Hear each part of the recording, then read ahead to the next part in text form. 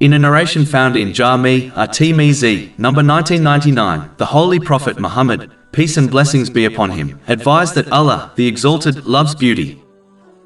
Islam does not prohibit a Muslim from dedicating energy, time and money in beautifying themselves, as this can be considered fulfilling the rights of their body.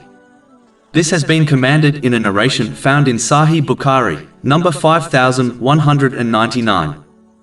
But the key thing which differentiates acting in this manner to acting in a disliked or even sinful manner is when one is excessive, wasteful or extravagant when beautifying themselves.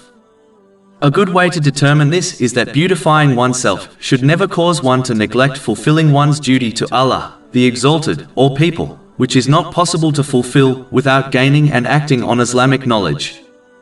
Nor should beautifying oneself prevent them from using the blessings they have been granted in ways pleasing to Allah, the Exalted. And in reality, correcting one's physical appearance so that they appear clean and smart is not expensive, nor does it take much time or effort. This beautifying attitude applies to all things, such as one's home. As long as one avoids extravagance and waste and continues to use the blessings they have been granted in ways pleasing to Allah, the Exalted, they are free to make things comfortable for themselves in a moderate manner. In addition, it is more important to understand that true beauty which Allah, the Exalted, loves is connected to internal beauty, meaning one's character. This beauty will endure in both worlds, whereas one's outer beauty will eventually fade away with the passing of time.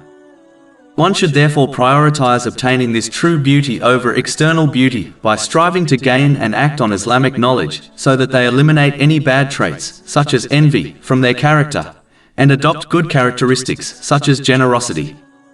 This will aid one in fulfilling the rights of Allah, the Exalted, by fulfilling His commands, refraining from His prohibitions, and by facing destiny with patience according to the traditions of the Holy Prophet Muhammad, peace and blessings be upon him, and will aid them in fulfilling the rights of people, which includes treating others in a way one wishes people to treat them.